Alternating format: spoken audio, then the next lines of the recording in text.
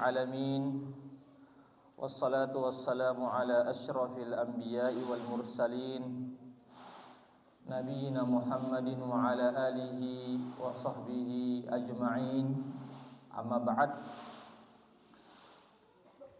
Bapak-bapak, ibu-ibu, kaum muslimin wal muslimat, jamaah salat subuh yang senantiasa dirahmati Allah Subhanahu wa taala.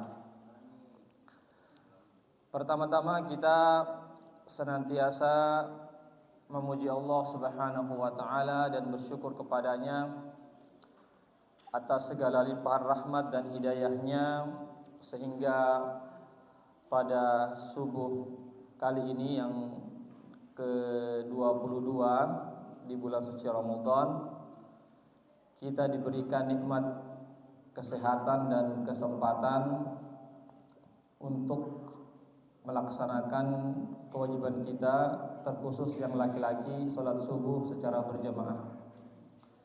Salawat dan salam senantiasa kita haturkan kepada junjungan kita Nabiullah Muhammad sallallahu alaihi wasallam beserta keluarga dan para sahabatnya, para pengikutnya yang tetap setia berpegang teguh kepada sunnah-sunnah beliau dan para sahabatnya hingga hari kiamat kelak. Amin ya rabbal alamin. Bapak-bapak, ibu-ibu, hadirin wal hadirat, kami diamanahkan oleh pengurus atau panitia Masjid Ar-Raid untuk membawakan tema tentang masalah zakat. Ya, tentang masalah zakat. Yang kita bahas di sini dua adalah zakat harta dan zakat fitrah.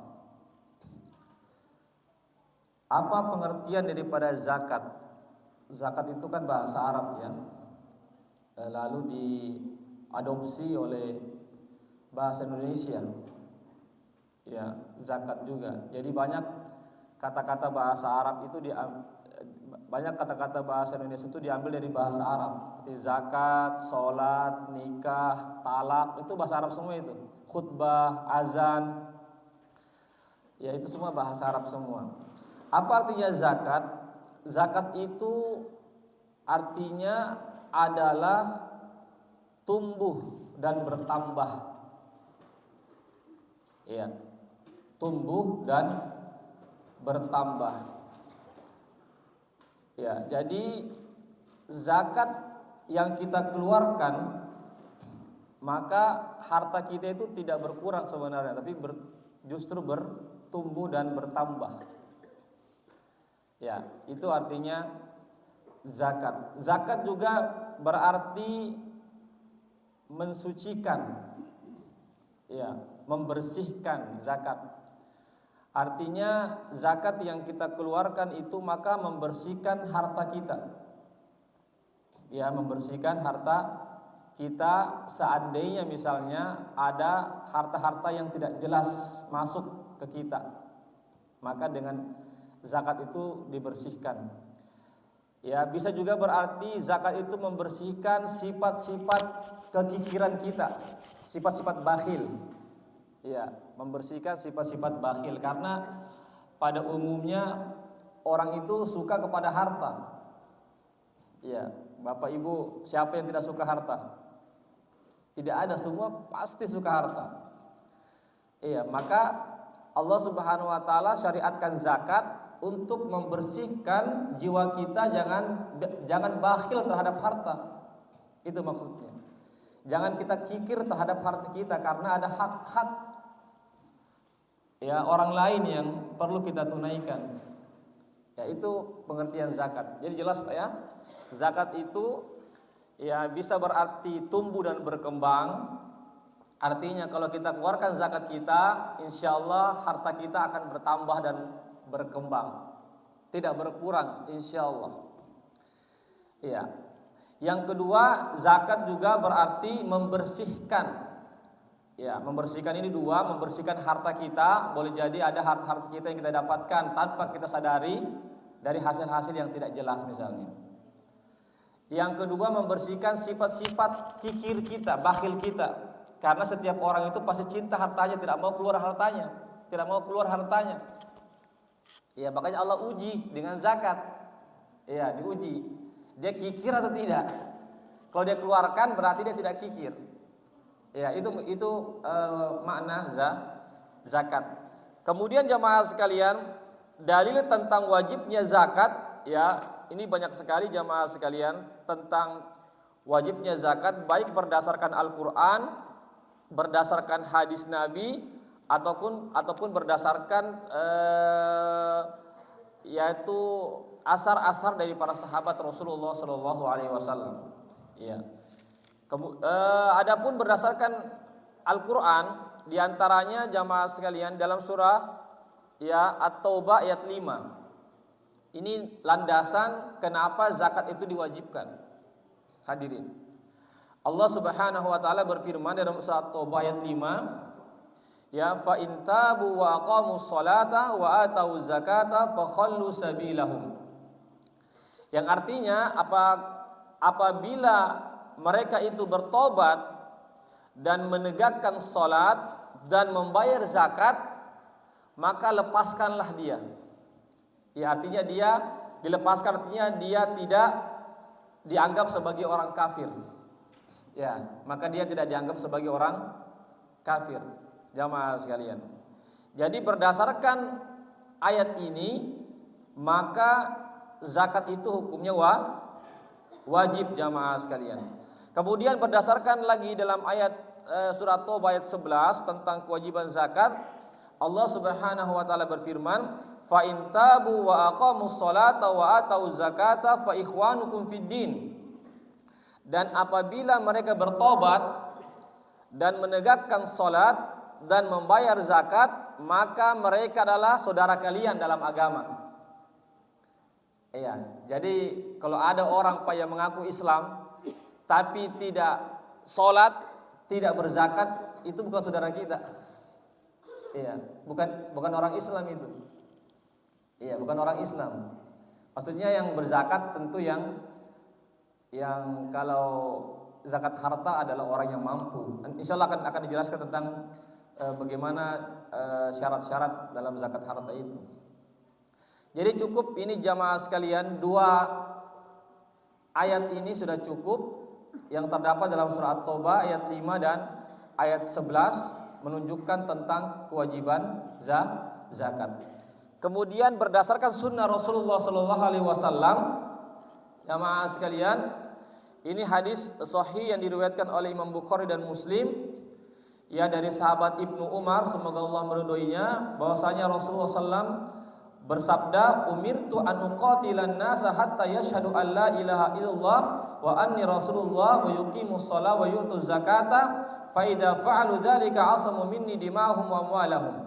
Ya, yang artinya kata Nabi, saya diperintahkan oleh Allah untuk memerangi manusia sampai mereka itu mengucapkan 2 kalimat syahadat, asyhadu an la ilaha illallah, dan mereka bersaksi bahwasanya saya adalah utusan Allah, dan mereka menegakkan salat dan membayar zakat. Apabila mereka mengerjakan semua itu, yaitu mengucapkan 2 kalimat syahadat, salat dan zakat, maka kita pun dilarang untuk menumpahkan darah-darah atau mengambil harta-harta mereka.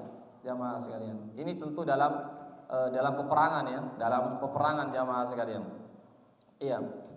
Jadi hadirin yang dimuliakan Allah Subhanahu wa taala, berdasarkan daripada hadis ini menunjukkan bahwasanya zakat itu hukumnya wajib, sebagaimana salat. Salat 5 waktu hukumnya wajib, begitu juga zakat hukumnya wajib. Jadi jangan dipisah-pisahkan. Jamaah sekalian, pernah terjadi ketika Nabi meninggal dunia, maka sebagian kaum muslimin yang masih lemah imannya itu, mereka itu memisahkan antara sholat dan zakat. Ya, ketika Nabi meninggal dunia, ya, maka sebagian orang-orang Arab Muslim yang masih lemah imannya itu memisahkan antara sholat dan zakat. Artinya mereka mau sholat 5 waktu tetapi tidak mau membayar zakat. Ya. Bagaimana sikapnya Abu Bakar ketika itu sebagai khalifah? ya beliau mengatakan, saya akan perangi mereka yang memisahkan antara sholat dan zakat. Ya, jadi tidak bisa dipisah-pisahkan Pak antara sholat dan zakat. Iya, kita laksanakan sholat, zakat juga kita laksanakan. Hadirin, harus dua-duanya berjalan.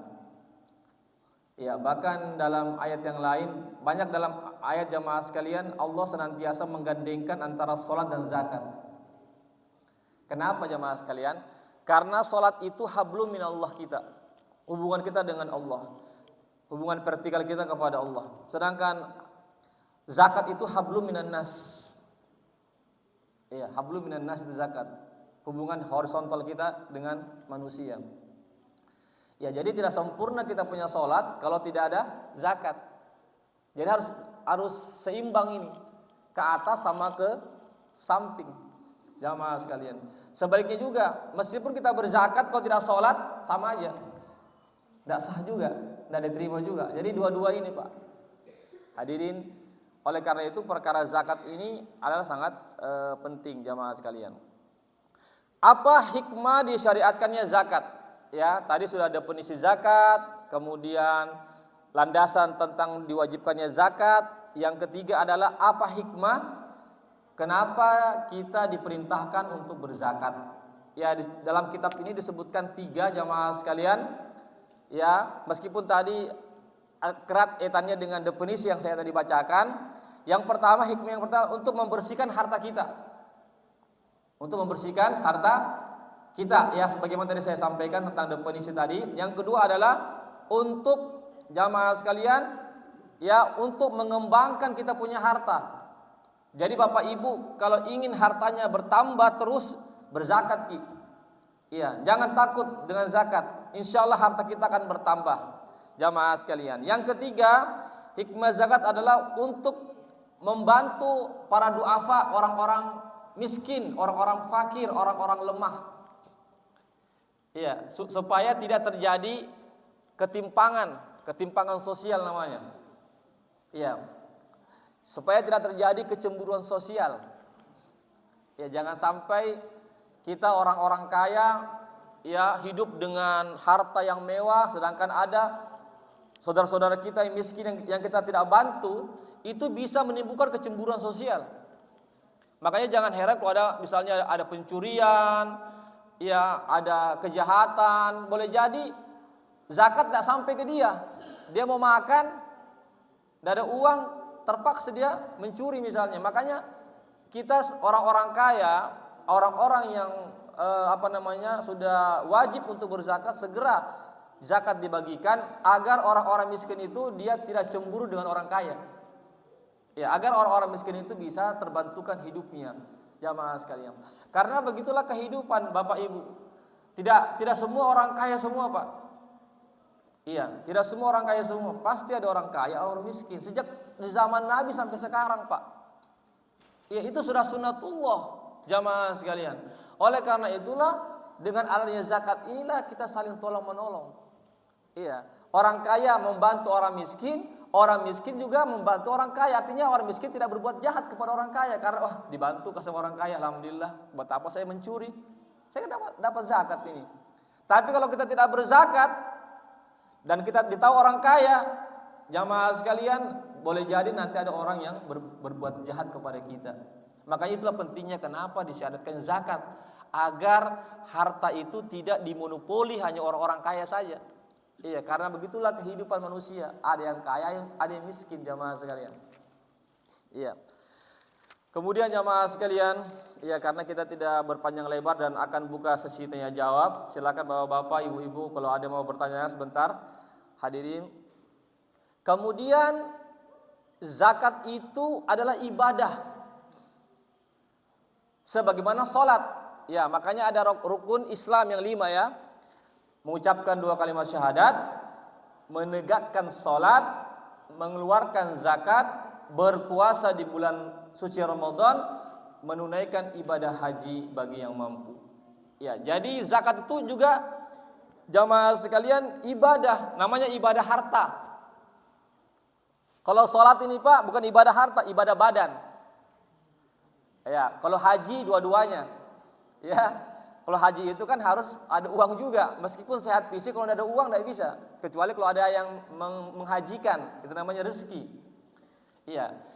Ya, puasa itu ibadah badan, jamaah sekalian. Tapi kalau zakat itu ibadah harta. Meskipun kita sakit, Ustadz saya sakit, Ustadz tidak bisa berzakat, tidak bisa. Tetap berzakat kalau kita orang kaya, meskipun kita sakit. Meskipun anak-anak, maaf, contoh misalnya ada anak-anak tiba-tiba meninggal orang tuanya, masih kecil, tiba-tiba meninggal orang tuanya, tapi dia anak tunggal misalnya, pewaris satu-satunya, ya, dan dia orang kaya orang tuanya, maka dan tidak ada ibunya juga misalnya, cuma dia sendirian, maka ini si anak kecil ini meskipun dia masih kecil, iya, meskipun dia masih kecil belum balik, kalau sudah cukup nisabnya hartanya diwajibkan zakat. Jadi zakat itu tidak dilihat dari baliknya. Beda dengan sholat, Pak. Itu sholat itu dilihat dari baliknya. Kalau balik dia sudah wajib. Belum balik tidak wajib. Zakat tidak. Zakat itu dilihat dari hartanya. Meskipun dia belum balik, meskipun masih anak-anak, kalau hartanya sudah sampai nisabnya, sampai haulnya, maka wajib dikeluarkan zakatnya. Karena zakat itu berkaitan dengan harta, bukan berkaitan dengan badannya manusia. Jelas Pak ya? Tentang masalah zakat jamaah sekalian yang dimuliakan Allah Subhanahu wa taala. Kemudian syarat-syarat siapa yang berkewajiban berzakat. Ya, ini saya jelaskan Pak, masih zakat harta Pak ya. Mudah-mudahan kalau cukup nanti zakat fitrah juga saya jelaskan. Ini masih zakat harta Pak, masih panjang. Saya tidak tahu apakah cukup setengah jam ini. Ini sudah 1/4 jam saya jelaskan ini jamaah sekalian. Iya. Jadi syarat wajib zakat pertama harus muslim. Orang kafir tidak boleh berzakat, tidak sah zakat. Misalnya ada orang Ustadz, misalnya ada orang kafir, Ustadz saya mau berzakat, tidak sah zakatnya. Iya, bisa diterima cuma hadiah saja, tapi tidak dikatakan zakat. Zakat itu ibadah. Kalau hadiah itu muamalah. Iya, jadi zakat Pak harus orang muslim yang mengeluarkannya. Iya, orang kafir tidak bisa. Kalau dia mau berzakat, masuk Islam dulu, bersyahadat dulu baru berzakat. Kalau mau berikan hadiah boleh. Orang muslim boleh memberikan hadiah Pak kepada kita. Karena Nabi pernah juga mendapatkan hadiah dari orang Persia, dari orang Romawi. Pernah Nabi mendapatkan hadiah, Nabi terima jamaah sekalian. Karena itu hadiah, hadirin. Itu yang pertama. Yang kedua harus merdeka. Merdeka artinya bukan budak. Sekarang Pak tidak ada perbudakan kan Pak? Di zaman dulu ada perbudakan, tapi sekarang tidak ada. Ya, jadi kita semuanya ada orang yang merdeka Pak. Kita sebenarnya orang yang merdeka. Yang ketiga memiliki nisab. Nisab ini jamaah sekalian memiliki kadar tertentu dari sebuah harta, batasan tertentu, ukuran tertentu dari sebuah harta. Ini jamaah. Jadi 3 syarat seseorang diwajibkan zakat. Pertama dia muslim, bukan kafir. Jamaah sekalian, jadi muslim ini apakah dia balik ataupun tidak balik, anak kecil ataupun orang dewasa, perempuan atau laki-laki, yang penting muslim dia wajib zakat. Yang kedua, jamaah sekalian dia harus merdeka. Ya, alhamdulillah kita semua merdeka di sini, jamaah sekalian, bukan budak. Yang ketiga, kita memiliki kadar tertentu. Nanti saya jelaskan nanti jamaah sekalian, ya berapa kadar tertentu, ukuran tertentu, ya atau jumlah tertentu dari sebuah harta sehingga kita diwajibkan untuk berzakat jamaah sekalian yang dimuliakan Allah Subhanahu wa taala. Ini ada maaf Pak, ada masalah lagi tambahan. Syarat yang keempat adalah ya sudah sampai haulnya, sudah cukup haulnya setahun. Ya, jadi nisab harta kita itu sudah tersimpan selama setahun. Ya, kadaran ukuran tertentu dari harta kita itu sudah tersimpan selama setahun. Kalau belum tersimpan selama setahun, maka belum ada kewajiban untuk berzakat. Tapi boleh untuk dizakatkan. Tapi kewajiban itu belum. Jadi beda Pak antara wajib dan boleh. Kalau wajib itu berarti belum, karena belum cukup setahun harta itu tersimpan. Tapi kalau boleh dikeluarkan boleh, meskipun belum cukup setahun jamaah sekalian yang dimuliakan Allah Subhanahu wa taala. Itu Pak cukup 4 daripada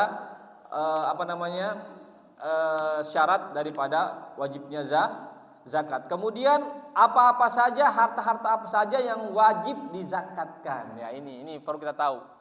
Harta-harta apa saja Pak yang wajib dizakatkan. Yang pertama, jamaah sekalian, binatang ternak. Binatang ternak jamaah sekalian yang digembalakan. Ingat Pak ya, yang digembalakan. Tapi tidak semua binatang ternak. Hanya 3 saja, yaitu unta, sapi dan kambing. Unta, sapi, kambing atau domba, jamaah sekalian. Ya, jadi domba sama kambing sama. Adapun ayam, bebek, itik, kuda, itu tidak ada zakatnya Pak.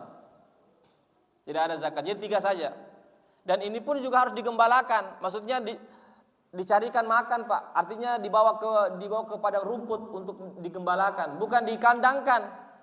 Kalau dikandangkan maka tidak ada wajib zakat di situ. Maksudnya dikandangkan artinya dikasih makan di kandang.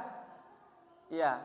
Digembalakan itu ya subuh-subuh ya, atau habis sholat subuh sudah dibawa cari makanan. Pulang sore itu namanya digembalakan Pak. Tapi kalau binatang ternaknya itu anggaplah kambing atau sapi itu cuma tinggal saja di kandangnya, kemudian tuannya memberikan makan saja, itu bukan itu yang dimaksud. Itu tidak termasuk zakat peternakan, jamaah sekalian. Jadi yang pertama adalah zakat peternakan. Itu pun cuma 3 saja, unta, ya hanya saja kita di Indonesia ada unta ya, di Arab unta jamaah sekalian. Yang kedua sapi, yang ketiga kambing. Adapun itik, burung, kuda, apalagi rusa, ya bebek, ya tidak ada ya ayam, tidak ada kewajiban zakat. Dia tidak termasuk zakat peternakan, tapi dia masuk dalam zakat perdagangan. Perdagangan Pak, kalau kita dagangkan, misalnya kita punya kandang ayam banyak sekali, ratusan, ribuan, dia tidak masuk dalam kategori zakat peternakan, tetapi dia zakat perniagaan atau perdagangan. Jika kita dagangkan, jika kita perjualbelikan jamaah sekalian, ya ini insyaallah akan nanti saya sebutkan. Jelas Pak ya? Yang kedua, jenis harta yang diwajibkan dizakatkan adalah yaitu zakat pertanian atau perkebunan, pertanian Pak. Ya, siapa yang bertani beras misalnya, ya kalau kita kasih ini beras ya, atau gandum misalnya. Kalau di Arab itu kan orang itu biasanya makan gandum ya, artinya yang terbuat dari gandum. Kalau kita di sini beras artinya makanan-makanan pokok, ya makanan pokok di sebuah negara seperti beras jamaah sekalian, yang atau meskipun bukan beras, tetapi dia bisa disimpan lama, ya.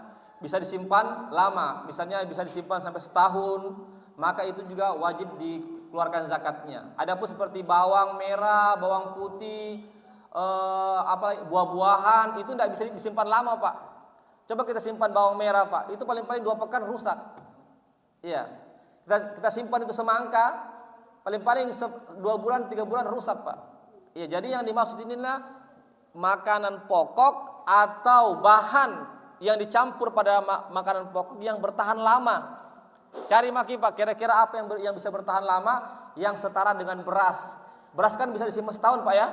Itu beras bisa sampai setahun. Itu kurma. Kurma itu Pak, itu bertahan lama Pak. Kurma itu bisa disimpan setahun. Kurma. Coba maki beli kurma Pak, itu setahun masih kuat Pak. Maka kurma juga diwajibkan zakat. Cuma kurma bukan makan pokok kita. Ya, itu di Arab Pak. Kalau kita di sini cuma kadang-kadang kita makan. Tapi jamaah sekalian, kalau kita mau misalnya berzakat dengan kurma juga bisa, seandainya kita sebagai penanam kurma di sini misalnya. Kemudian jamaah sekalian, tentang zakat perniagaan, hadirin, zakat perniagaan itu ada dua kategori. Ada yang menggunakan hujan saja. Ya, hujan saja, airnya itu hanya lewat hujan saja. Iya, kalau tidak ada hujan kering. Ya, ada juga yang menggunakan sumur. Ya, dia harus airi dulu, dia pompa dulu, dia pakai mesin dulu. Ya, jadi ada dua. Dan ini zakatnya berbeda, jamaah sekalian. Kemudian hadirin yang dimuliakan Allah Subhanahu wa taala, ya, secara singkat saja Pak, karena waktu yang terbatas, saya to the point saja. Jadi nisabnya barang perniagaan ini, jamaah sekalian, itu nisabnya ada 300 sok. 300 sok. Artinya kadar wajib untuk kapan wajib dikeluarkan itu tatkala hasil panen kita itu beraskah atau yang semacamnya, gandumkah misalnya atau kurmakah, itu sampai 300 sok. 300 sok itu kurang lebih kalau satu sok 3 kilo berarti 900 kilo Pak, hampir 1 ton, hampir 1000 kilo. Berarti kalau kita panen kemudian kita hasilkan minimal 900 kilogram, maka ketika itu wajib dikeluarkan, jamaah sekalian, wajib bukan zakatnya. Kalau hanya menggunakan tada hujan saja, ya pengairannya dengan hujan saja, bukan dengan cara menarik dengan mesin, jamaah sekalian, maka zakatnya jamaah sekalian 10%. 10% Pak. Jadi 10% kita kalikan berapa itu apa namanya? Iya, hasilnya itu. Iya, jamaah sekalian. Kalau dia menggunakan mesin air, ya, butuh tenaga, butuh biaya, maka zakatnya 5%. Jadi hasilnya berarti 900 kg dikalikan 5%, Pak. Ya, silakan kita pakai kalkulator Pak cara menghitungnya. Ya.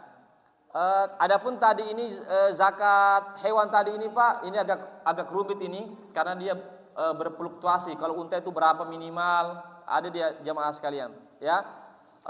Kemudian yang berikutnya adalah zakat uang. Ayo, ini yang banyak kita miliki Pak, uang. Ya, kalau zakat hewan kan jarang Pak ya. Jarang orang yang menjadi peternak Pak, jarang. Apalagi di kota kan, kecuali di desa-desa, kampung-kampung itu banyak jadi peternak. Sama juga petani-petani, jarang kalau di kota. Yang banyak di kota itu uang. Uangnya banyak, disimpan di bank, simpan di rumah, deposito, investasi, jamaah sekalian. Itu kena zakat juga Pak. Namanya zakat uang namanya Pak. Termasuk juga, maaf ibu-ibu, emas di rumah, perak yang kita simpan. Apalagi emas-emas yang batangan itu, ada kan Pak, emas batangan itu kena itu Pak. Termasuk juga, maaf ibu-ibu, perhiasan-perhiasan tak di rumah, anting-anting, kalung, gelang, itu kena juga itu. Kalau sudah cukup nisabnya. Iya. Kan biasa ibu-ibu kan apa namanya? Kalungnya kalau sudah pergi pengantin saya tuh, kalungnya sampai di sini kena semua penyakit kuning semua sini. Dari sini ke sini anunya, anting-antingnya semua, iya. Itu kena itu ibu-ibu, kena itu. Kalau cukup nisabnya, berapa nisabnya? 85 gram minimal. Itu maki ibu-ibu ya, pulang ke rumah. Bapak-bapak juga seandainya punya simpanan emas di rumah, 85 gram Pak. 1 gram itu berapa sekarang kalau kita ke Sombopu Pak, 1 gram 1 juta misalnya ya, 1 juta Pak. Kalikan maki berarti 85 gram dikalikan 1 juta berarti 85 juta. Itu dikeluarkan zakatnya Pak 2,5%. Jamaah sekalian, keluarkan zakatnya Pak 2,5%. Jadi tinggal kita kalikan Pak, 85 juta dikalikan 2,5%. Silakan kita pakai kalkulator Pak. Kira-kira berapa itu? Itu dikeluarkan Pak setiap tahun. Bukan cuma sekali dalam seumur hidup Pak. Setiap tahun. Jamaah sekalian, setiap tahun. Kalau tidak Pak, nauzubillah, kita nanti dikalungkan nanti di hari akhirat Pak dari api neraka. Punyata pun sudah dikeluarkan. Hadirin. Ya, jadi sekali lagi yang dizakatkan itu uang, emas dan perak 3. Adapun tembaga, timah, kuningan, berlian, intan, mutiara, yakut itu tidak. Meskipun dia barang-barang berharga ya, mutiara, intan kan berharga Pak ya, harganya mahal, tetapi dia tidak dikategorikan masuk dalam itu. Dia hanya yang masuk hanya 3 saja, perak, emas, uang. Uang apa saja? Uang rupiah kah, dolar kah, euro kah, ringgit kah, real kah? Jamaah sekalian, itu semua Pak harus kita hitung. Contoh misalnya berapa uang tadi bank? Ya, berapa yang kita investasikan? Berapa yang kita simpan di rumah? Jamaah itu semua dihitung semua Pak. Iya, kalau cukup nisabnya dikeluarkan setiap tahun. Jamaah sekalian, setiap tahun Pak 2,5%. Yang terakhir Pak, karena waktu yang terbatas, adalah jamaah sekalian zakat perdagangan. Nah, ini kebanyakan kita orang di Makassar ini Pak pedagang semua Pak. Kita lihat nih nipa-nipa ini Pak pedagang semua. Jamaah sekalian. Iya, itulah kelebihan kita di Makassar ini Pak, pedagang Pak. Jamaah sekalian. Bangkit kita dalam segi ekonomi. Jadi ada namanya zakat perdagangan Pak. Itu juga wajib dizakatkan. Apa contoh? Perdagangan misalnya saya penjual HP. Misalnya, itu dihitung berapa modalnya itu HP. Kalau modalnya 85 juta minimal ya, berarti sudah cukup setara dengan. Jadi zakat perdagangan ini Pak, dia nisabnya mengikuti zakat uang. Yaitu dengan zakat emas 85 gram Pak. Berarti kalau modal kita HP kah, apakah baju-baju kah, atau apa saja, makanan-makanan kah yang kita jual, atau barang-barang campuran, maaf ya, barang-barang campuran Pak. Jamaah sekalian, kalau setara modalnya minimal 85 juta atau 85 gram dan plus dengan keuntungan bersihnya, keuntungan bersih Pak, keuntungan bersih setelah dikeluarkan biaya operasionalnya, biaya listriknya, airnya, sewanya, pegawainya, dan ada bersihnya, maka ditambahkan Pak. Jadi modal plus keuntungan bersih, bukan keuntungan kotor Pak. Nah, itu baru dijumlahkan, ditotalkan, baru dikalikan 2,5%. Itu setiap tahunnya Pak. Kalau cukup nisabnya, jamaah sekalian. Jadi yang dihitung bukan cuma keuntungannya saja, tapi keuntungan ditambah dengan modal Pak. Bagaimana caranya Ustadz? Ini barang-barang di gudang ini banyak sekali Ustadz. Anggap misalnya penjual pakaian, ya banyak sekali Ustaz. Bagaimana taksir berapa ini? Atau kan saya yakin Pak itu pedagang Pak, dia ada catatannya itu Pak. Dia tahu, oh ini yang di gudang ini segini modalnya ini. Jadi kita jangan kita pura-pura tidak tahu. Iya. Jadi masalah zakat ini Pak bukan masalah main-main Pak. Akan Allah pertanyakan nanti hari akhirat Pak. Makanya dalam Al-Quran Allah mengatakan fas'alu ahla dzikri in kuntum la ta'lamun. Tanyakan kepada ahlinya jika kamu tidak tahu. Kalau kita tidak tahu masalah zakat Pak, tanyakan kepada lembaga zakat. Sekarang Pak lembaga zakat banyak. Seperti di Wahda ada namanya WIZ, Wahda Inspirasi Zakat. Di sana Pak tanya kita tentang masalah zakat. Zakat apa saja? Ya, atau kepada ustadz-ustadz yang berkompeten.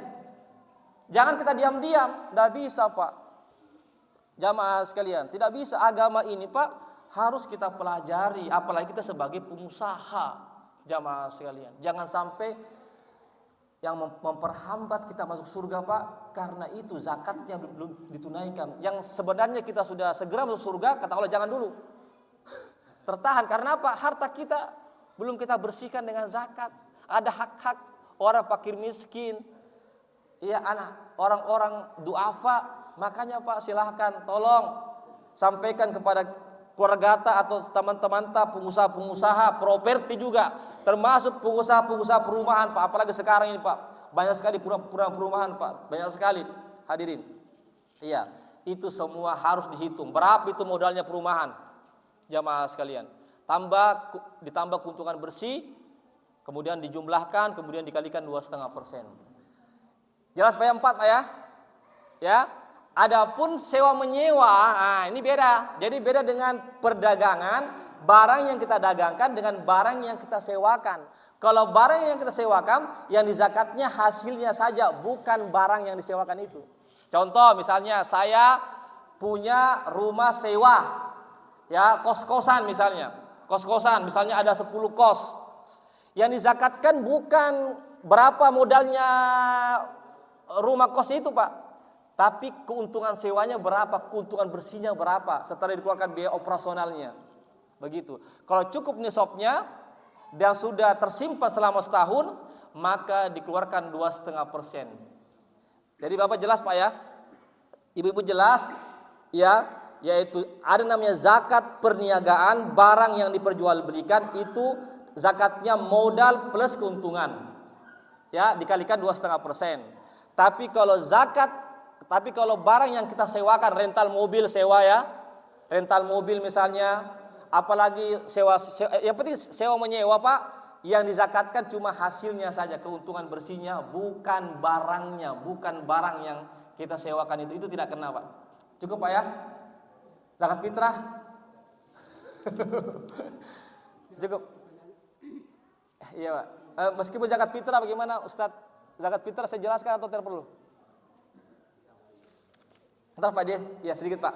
Zakat fitrah, jamaah sekalian, ini saya cuma bahas secara singkat saja, jamaah sekalian, karena waktu yang terbatas, ya. Zakat fitrah, jamaah sekalian, itu zakat fitrah hanya berkaitan dengan bulan Ramadan saja. Kalau zakat harta tidak ada kaitannya dengan bulan Ramadan, Pak. Yang penting kapan itu sudah cukup nisabnya dan haulnya, setahun dikeluarkan. Meskipun bukan di bulan Ramadan, tapi kebanyakan orang, maaf, Pak, kebanyakan orang nanti mengeluarkan zakat hartanya di bulan Ramadan itu boleh-boleh saja. Boleh-boleh saja karena dengan alasan untuk meraih keberkahan. Itu boleh-boleh saja, Pak. Tapi kalau zakat fitrah hanya di bulan Ramadan saja. Jamaah sekalian, siapa yang wajib? Semua wajib selama dia muslim, laki-laki atau perempuan. Jamaah sekalian, meskipun masih anak bayi, maaf ibu-ibu, bapak-bapak, anak bayi, meskipun dia tidak puasa, jamaah sekalian, selama dia berada di bulan puasa dan dia tidak meninggal, lalu dia hidup sampai dia masuk malam lebaran, maka dia tetap diwajib orang tuanya membayarkan zakat. Adapun janin, ibu-ibu yang hamil, apakah wajib zakatnya? Tidak wajib, hanya sunnah saja. Boleh mau dikeluarkan zakatnya yang punya janin yang belum melahirkan. Tapi kalau sudah melahirkan 1 hari sebelum masuk Idul Fitri, maka wajib, meskipun umurnya cuma 1 hari, meskipun umurnya cuma 1 jam. Anggaplah misalnya mau masuk malam lebaran, melahirkan istri tak jam 5:30, ya, sedangkan maghrib jam 6, meskipun cuma setengah jam, ya, maka wajib dikeluarkan zakatnya. Tapi kalau masih hamil saja sampai masuk malam lebaran belum juga melahirkan, jamaah sekalian, maka hukumnya tidak wajib, tetapi hukumnya disunnahkan saja, jamaah sekalian. Kemudian tentang zakat fitrah, kalau dia misalnya hidup misalnya 1 sampai 15 Ramadan lalu meninggal hari ke-16-nya, apakah wajib zakat? Tidak wajib. Tidak wajib zakat karena sudah dia meninggal sebelum masuk waktu maghrib di malam lebaran. Tidak wajib, Pak. Ya, jadi wajib itu dia berada di bulan Ramadan meskipun cuma sebentar saja, lalu dia masih hidup di akhir Ramadan setelah maghrib, maka wajib dikeluarkan zakatnya. Ukurannya bagaimana? Ukurannya jamaah sekalian 1 sok makanan pokok. 1 sok itu saya kurang tahu kalau basdas, ya. Kalau wahda itu ukurannya, Pak, 3,5 liter. Iya, tapi ada juga ulama yang mengatakan 4 liter, Pak. Boleh. Lebih juga boleh, Pak, lebih. Bagus lagi lebih. Iya, artinya bernilai pahala. Pahala tak bertambah lagi. Iya. Jadi silakan, Pak, ikuti basnas, silakan 3,5, atau saya kurang tahu basnas berapa basnasnya. Sama, ya? Iya. 4 liter, ya? Oh ya, basnas 4 liter. Adapun dari wis wahdah hanya 3,5 liter, Pak. Boleh, terserah kita mau pilih yang mana, Pak. Mau ikuti basnas pemerintah 4 liter, boleh. Ikuti wahdah 3,5 liter juga boleh, jamaah sekalian. Itu yang kita kapan dikeluarkan? Ini. Kapan dikeluarkan, jamaah sekalian? Kalau kita langsung memberikan zakatnya langsung kepada yang mustahik, orang miskin, itu 1 atau 2 hari sebelum masuk malam lebaran. Jamaah sekalian. Tapi kalau kita serahkan ke panitia masjid boleh jauh-jauh hari. Karena tapi panitia masjid sebaiknya menyerahkannya 1 atau 2 hari sebelum masuk bulan Ramadan. Ini jamaah sekalian. Sebaiknya jadi panitia masjid ketika dia terima itu zakat fitrah jamaah sekalian dari warga yang sudah menyerahkan, barangkali sudah ada yang serahkan sekarang boleh-boleh saja. Tapi jangan dulu bagi sekarang panitia. Panitia baginya nanti 1 hari atau 2 hari sebelum masuknya malam lebaran. Itu dibagikan jamaah sekalian. Meskipun ada juga pendapat yang lain boleh, yang penting selama di bulan Ramadan. Ada juga pendapat Pak, ya boleh kita berikan langsung kepada fakir miskin, apakah lewat amil zakatnya atau bukan. Meskipun di pertengahan Ramadan ada pendapat demikian jamaah sekalian. Tetapi pendapat yang lebih hati-hati adalah 1 atau 2 hari atau 3 hari sebelum masuknya bulan Ramadan. Jamaah sekalian, barangkali ini sedikit Pak, ya saya pikir tentang ini masalah zakat fitrah ini tidak terlalu rumit ya, tidak terlalu sulit jamaah sekalian. Iya, silakan Pak. Waalaikumsalam warahmatullahi wabarakatuh. Model ceramahnya tanya jawab, rasanya tidak ini kalau tidak bertanya. Sebetulnya saya sudah tahu, tapi justru banyak jemaah yang kadang bertanya ke saya. Iya. Kalau saya dalilnya tadi Ustaz, itu yang saya pegang pertama-tama khudh min amwalihim shadaqatan tutahhiruhum wa tuzakkihim biha wa shalli 'alaihim Inna sholat sakanun lahum. Ya. Nah dengan dalil ini itu perintah zakat di dalamnya ada beberapa tahapan-tahapan dan prosedur yang harus wajib dilaksanakan. Tidak boleh hanya sepotong-sepotong. Inilah yang menjadi masalah pertanyaan di jemaah, karena selama ini kalau kita cermati misalnya pelaksanaan pengumpulan zakat, khususnya zakat fitrah di panitia-panitia itu kadang-kadang ya cuma jemaah bawa ke masjid, misalnya kan sudah dikasih waktu, ya sampai di masjid ya disuruh aja simpan itu, ya kan? Nah, banyak mereka bertanya bagaimana ini. Nah terkait dengan ayat itu kan tadi ada kewajiban panitia untuk mendoakan. Iya. Iya, berzakat. Ini saya kira ini yang saya minta Ustaz jelaskan supaya jemaah. Iya. Iya lebih. Terima kasih. Iya. Iya, tentang mendoakan ya, mendoakan orang yang memberi zakat fitrah ya atau zakat harta memang dianjurkan Pak, mendoakan sebagaimana yang Bapak tadi bacakan itu. Iya. Tapi kalau ada kata-kata wajib ya, yang kami ketahui tidak ada kata-kata wajib Pak yang kami baca dari, memang betul ada ayatnya fasholli alaihim, ya maka berselawatlah kamu kepada mereka, ya. Tapi kata-kata wajib yang kami dapatkan dari pendapat para ulama itu tidak menunjukkan kewajiban, tapi dianjurkan tatkala ada orang yang memberikan zakat, maka kita menjawabnya Allahumma sholli alaihi, alaik. Itu minimal kita berikan Allahumma sholli alaihi. Ya.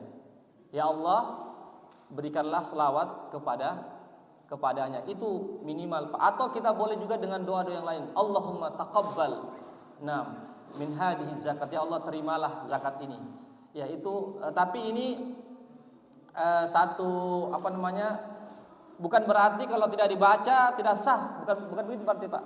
Tetap sah zakatnya, tetapi sebaiknya ketika terjadi serah terima, sebaiknya kita mendoakan minimal Allahumma sholli alaihi. Itu saja. Allahumma taqabbal, artinya boleh dengan doa apa saja, kata ulama. Itu arahan para ulama, artinya penjelasan para ulama tentang demikian. Ya, demikian Pak. Ya, apalagi itulah masalahnya karena ayat itu memang perintah. Iya. Jadi kita memaknai ya walaupun ya kalau dianjurkan, tapi seharusnya kita laksanakan karena Iya. ayat khud dan Iya. seterusnya itu kan perintah. Iya. Ya, wasolli alaihi itu kan Iya. perintah. Yang menjadi yang tadi kan kalau dari dulu kita perhatikan kita punya orang-orang tua itu memang mereka kalau menyelenggarakan penerimaan zakat misalnya memang betul-betul mereka seolah ya setiap datang orang membawa ini apa didoakan langsung. Jadi itu yang menjadi pertanyaan orang-orang awam kan. Iya. Ya. Nah, apakah tidak bagus kalau misalnya diteruskan itu kita tunjuk orang tua yang kompeten untuk itu ya. Setiap menerima zakat ya, ya paling tidak dipanggillah dulu orang yang berzakat itu, kemudian ya mencatat, kemudian mendoakan mereka, kemudian jabat tangan itu kan tidak wajib. Iya. Kan bagus. Iya. Iya, jadi apa yang sampaikan Bapak benar. Iya, bagusnya didoakan, doakan. Iya, minimal tadi doanya. Doanya adalah Allahumma sholli alaihi. Iya, sebagaimana dalam ayat itu, begitu juga dalam hadis Rasulullah sallallahu alaihi wasallam ketika ada orang yang memberikan zakat, maka Nabi mengatakan Allahumma sholli alaihi. Itu saja minimal, Pak. Tidak perlu jabat tangan, tidak ada juga anunya. Ya, cukup kita ketika misalnya itu, ya kita suruh duduki dulu, ya, lalu diserahkan, begitu bilang Allahumma sholli alaihi, cukup. Meskipun tidak mengangkat tangan, Pak. Iya, minimal Allahumma sholli alaihi itu satu doa, Pak. Iya, tapi kalau mengangkat tangan juga boleh. Iya, begitu. Jadi begitu, Pak. Sebaiknya begitu. Jadi tidak langsung saja simpan saja kita. Tidak langsung simpan saja di masjid, tapi ketemu dulu dengan panitianya. Iya, jadi panitia yang standby kan. Sudah tahu saya di Ar-Raid gimana, Pak? Begitu. Jadi Ar-Raid ada panitia yang standby, 1 orang minimal, datang mencatat ya. Ya, berapa orang. Ya, begitu. Kemudian itu saja. Doanya Allahumma sholli alaihi. Kalau banyak yang misalnya satu keluarga, Allahumma sholli alaihim, begitu saja. Iya. Seandainya mau berbahasa Indonesia juga boleh, karena doa itu boleh dengan bahasa Indonesia. Ya Allah, ya berikanlah selawat kepada si fulan. Ya, selawat itu ada 2 pengertian, Pak. Selawat itu artinya bisa ya Allah, berikanlah pujian kepada si fulan, atau ya Allah berikanlah rahmat kepada si fulan. Begitu, Pak. Jadi simpel saja, Pak. Simpel saja, tidak perlu panjang-panjang doanya.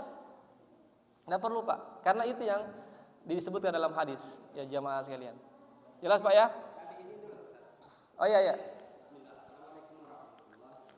Waalaikumsalam warahmatullahi wabarakatuh. Ini pencerahan bagi kita ini kan perlu dipaham. Iya, Pak. Ya. Jadi yang pertama, ini kita yang akan praktisi. Iya. Sudah terjun di sini. Iya. Kalau mungkin penceramah tahu teorinya, tapi mungkin belum tentu pernah duduk di situ menangani ini. Iya. Perlu ada kita sharing. Iya, betul. Yang pertama tentang doa. Apakah ada petunjuk? Ya, Pak. Apakah ada petunjuk bahwa kalau orang menyerahkan zakat itu harus duduk di situ kemudian dan yang punya zakat itu kita berdoa langsung, atau bisa kejadian seperti itu?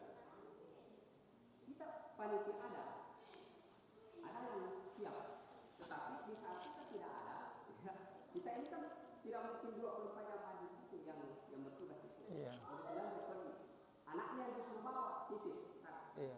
Nah, ada katakan Iya. yang punya zakat. Iya. Apakah tidak boleh kita memberikan doa itu dengan zakat yang ada? Nah, kita doakan orang itu. Paling minimal tadi Allahumma sholli alaihi kepada yang punya zakat ini. Jadi tadi apakah ada petunjuk memang harus begitu atau boleh didoakan saat dia tidak ada? Iya. Karena ini kenyataan Pak Ustaz. Iya. Kadang-kadang dia hanya pikir Iya. dulu doanya. Ya, makanya Iya. ada kan perintah doa tadi. Iya. Perintah doakan zakatnya dikeluarkan dan itu sudah ada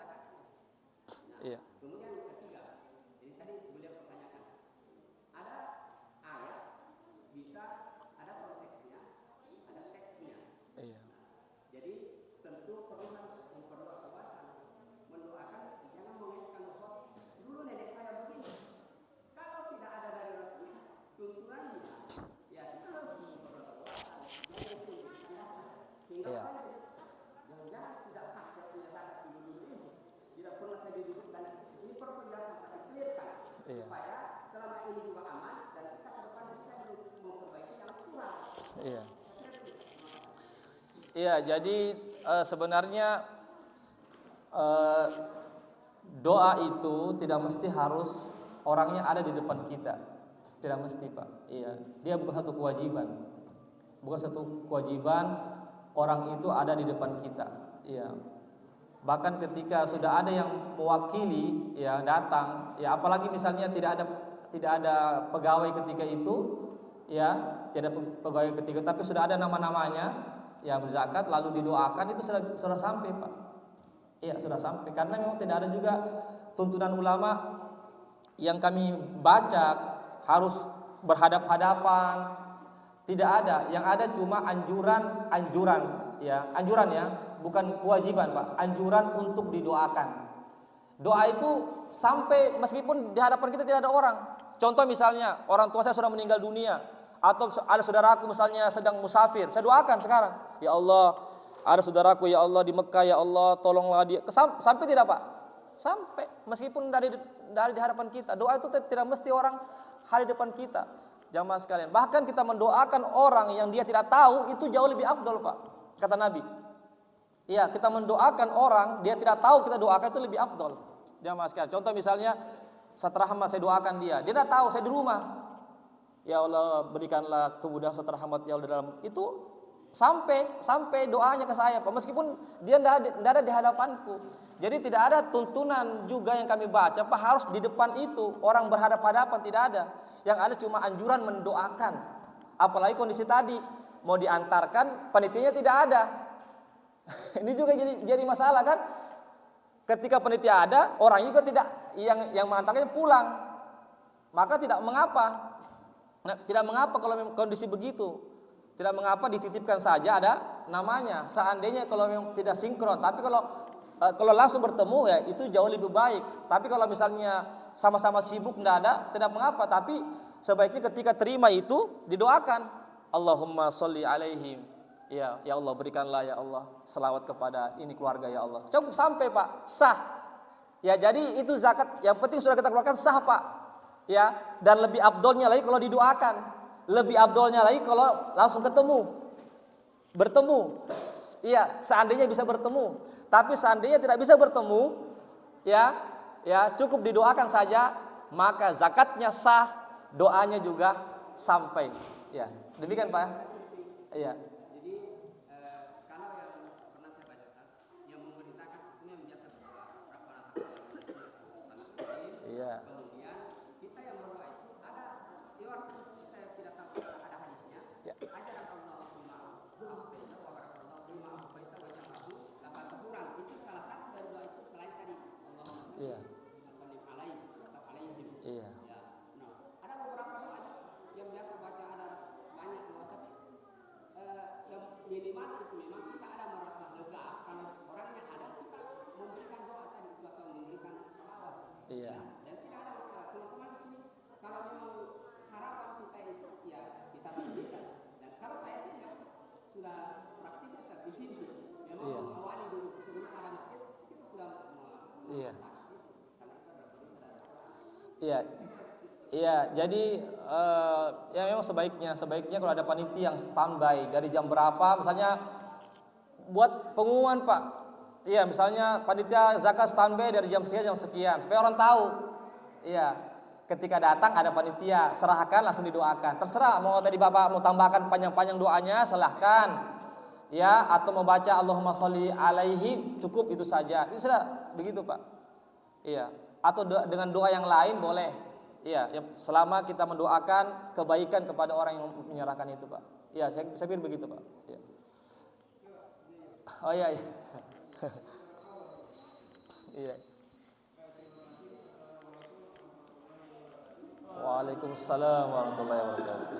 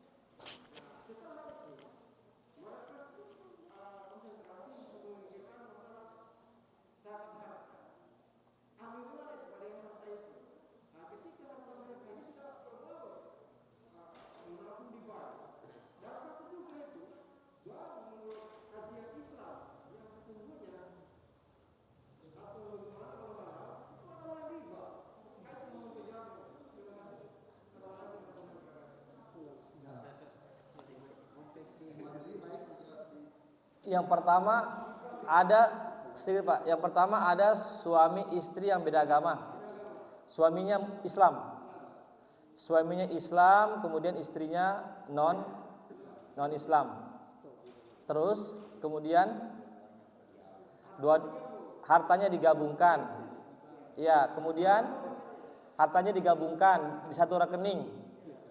Lalu disimpan di bank konvensional. Begitu Pak ya? Lalu pertanyaannya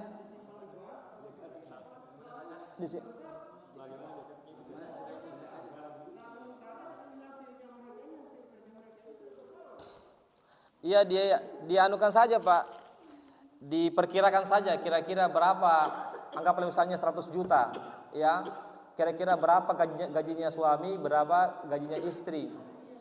Iya, kalau misalnya gajinya istri itu lebih banyak, anggaplah gajinya istri banyak, anggaplah 60% gaji istri, berarti 600, kalau ada misalnya 100 juta ya, berarti istri dikeluarkan itu dari 100 juta, yaitu 60 juta, berarti sisa 40 juta, berarti belum kena zakat. Karena baru 40 juta. Kan suami kan gajinya sedikit ya, cuma 40% misalnya. Ya. Gajinya istri banyak 60%. Berarti kalau dikeluarkan itu, kalau dipisahkan itu dibagi dua, berarti dari 100 juta itu dibagi dua, berarti 60 juta. Ini cuma contoh saja Pak ya. Berarti 60 juta gajinya istri, kemudian 40 juta gajinya suami. Berarti ini belum kena zakat. Begitu Pak. Tapi seandainya misalnya gajinya dikumpulkan itu 200 juta, ya kita keluarkan 60% dari 200 juta ini berapa? Nah, jadi sisanya itu kalau cukup sampai 85 juta gajinya suami, ya maka itu yang dikeluarkan Pak. Jadi dipisahkan Pak. Jadi intinya dipisahkan itu harta Pak. Ya, dipisahkan itu hartanya. Iya, begitu Pak. Diperkirakan, kira-kira ditaksirkan saja. Kira-kira ini kalau dipisahkan sekian saya punya, suami punya hartanya Pak. Kalau cukup nisabnya dan sudah cukup setahun Pak, maka dikeluarkan 2,5%. Ya Pak.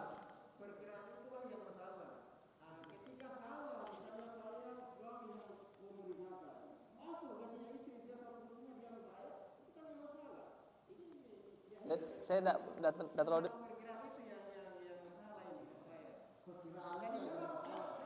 Kenapa masalah Pak?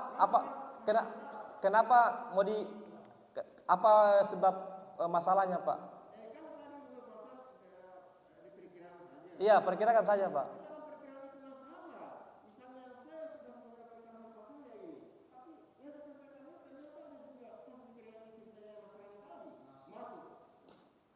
Iya. Ya Allah berfirman dalam Al-Qur'an, fattaqullaha mastata'tum. Allah berfirman dalam Al-Qur'an, fattaqullaha mastata'tum. Iya, tunaikanlah kewajiban Allah sesuai kemampuan kalian. Iya, memang kita tidak bisa kita memastikan sekian saya punya karena sudah bercampur. Iya, Allah Maha tahu, Pak. Allah Maha tahu, tapi kalau sebaiknya kalau bisa jangan disatukanlah, buat dua rekening sebaiknya. Sebaiknya buat rekening. Ada rekening suami, iya iya. Ada rekening suami, ada rekening istri, sebaiknya begitu. Sebaiknya Pak. Tapi kalau mesti kesepakatan harus digabung, maka diperkirakan saja Pak. Kalau pandangan saya yang harus diselesaikan dulu, Iya. ini seorang suami beristri yang lain keyakinan itu yang perlu diselesaikan dulu. Oh iya. Iya, betul itu. Iya. Betul. Iya. Kita di undang-undang kita tidak mengakomodir Pak ya.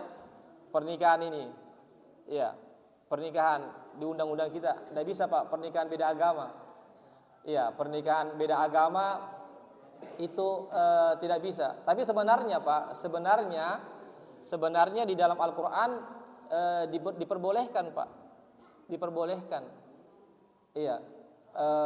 Yang penting laki-lakinya itu adalah Muslim, perempuannya ahlul kitab, perempuannya ahlul kitab itu dia Nasrani ataupun Yahudi, itu diperbolehkan Pak. Yang penting laki-lakinya Muslim. Itu yang tidak boleh kalau ya laki-lakinya yang Nasrani atau Yahudi, perempuannya yang Muslim. Ya, cuma di zaman Umar karena umat muslim sudah banyak, sudah jaya, maka Umar melarang, tidak boleh. Tapi hukum asalnya boleh, Pak. Dan di Indonesia yang saya tahu, di Indonesia tidak boleh, Pak. Iya. Coba kita share di Google, Pak, tentang kawin beda agama yang laki-laki muslim dengan perempuan yang non muslim ya. Tapi non muslim itu cuma 2 aja, Pak. Yahudi atau Nasrani, ataupun adapun Buddha, Konghucu, apalagi Hindu itu tidak diakomodir dalam Islam. Yang ada cuma ahlul kitab. Tapi di Indonesia yang kami ketahui tidak diakomodir, artinya tidak diperbolehkan kawin beda agama meskipun laki-lakinya muslim. Perempuannya misalnya orang Nasrani itu tidak diperbolehkan, Pak. Jadi sebagaimana tadi Bapak katakan, diselesaikan dulu itu. Ya, artinya karena itu tidak diakomodir, Pak. Kenapa di zaman Umar dilarang, Pak? Di zaman Nabi tidak dilarang, di zaman Abu Bakar tidak dilarang, Pak. Boleh menikah, jamaah sekalian. Iya, kenapa di zaman Umar? Karena umat Islam sudah jaya ketika itu.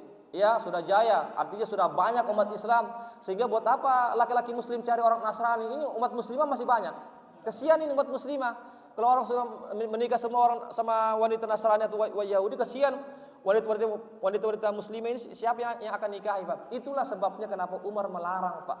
Ya, melarang jamaah sekalian, karena itu tadi, jangan sampai itu tadi. Ya, tapi yang di Indonesia yang saya ketahui itu tidak diperbolehkan itu tadi. Ya, dan juga dikhawatirkan juga artinya dikhawatirkan juga kalau kita menikah dengan laki-laki muslim dengan wanita non muslim Nasrani atau Yahudi, sebabnya kenapa dilarang juga dikhawatirkan nanti anaknya terpengaruh nanti bisa masuk Nasrani atau bisa masuk Yahudi, begitu. Itu juga diantara alasan kenapa dilarang. Tapi hukum asalnya boleh, Pak, boleh. Iya. Tapi di Indonesia, Pak, karena kita tinggal di Indonesia tidak diperbolehkan, Pak. Iya. Silakan Maki pergi ke KUA mau menikah, baru calon istri kita orang Kristen atau Nasrani tidak diterima, Pak. Harus masuk Islam dulu. Begitu, Pak. Iya, begitu. Ya, Pak?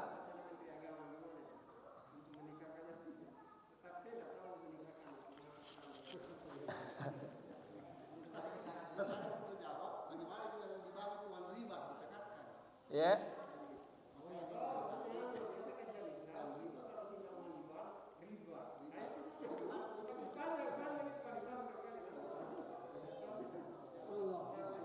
Uang.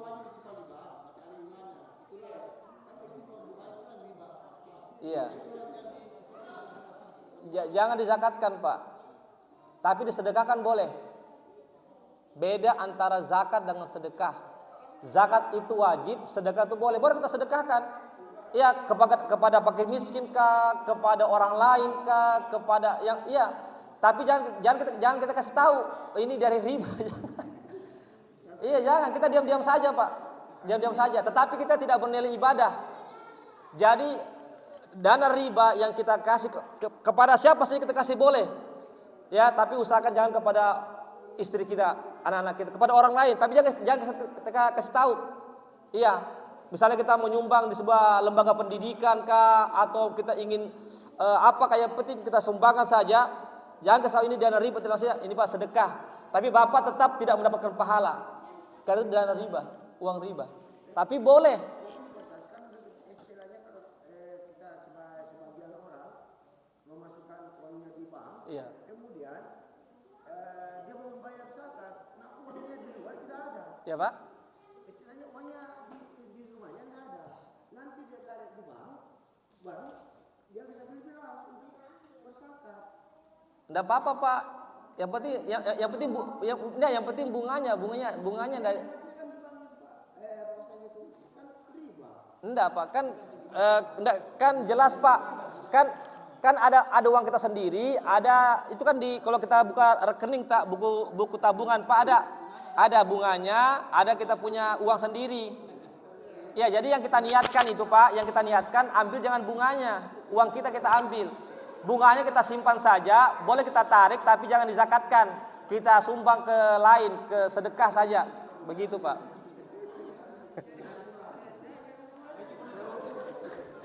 Ya. Oh iya, silakan.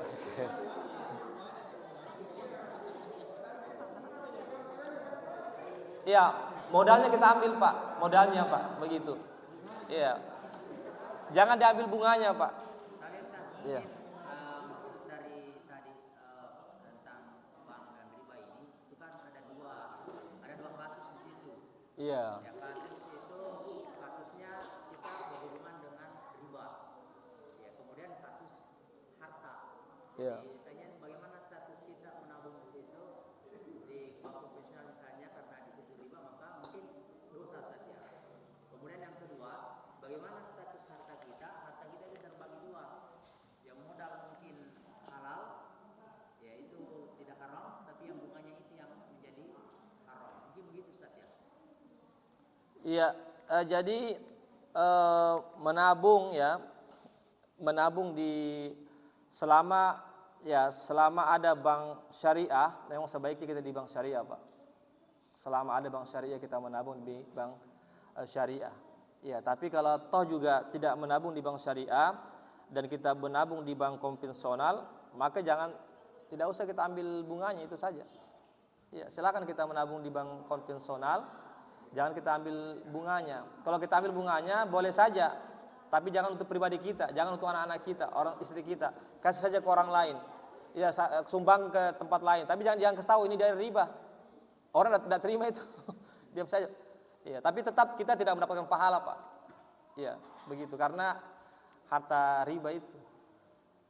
Ya. Cukup, Pak ya? Ya. Ya, demikian jemaah sekalian. Ya, karena sudah masuk waktu ya, sudah masuk waktu isyraq juga, jemaah sekalian. Demikianlah yang benar datangnya dari Allah saja, yang khilaf, yang salah dari saya. Saya tutup dengan membaca doa penutup majelis. Subhanakallahumma bihamdik, asyhadu an la ilaha illa anta, astaghfiruka wa atubu ilaik. Assalamualaikum warahmatullahi wabarakatuh.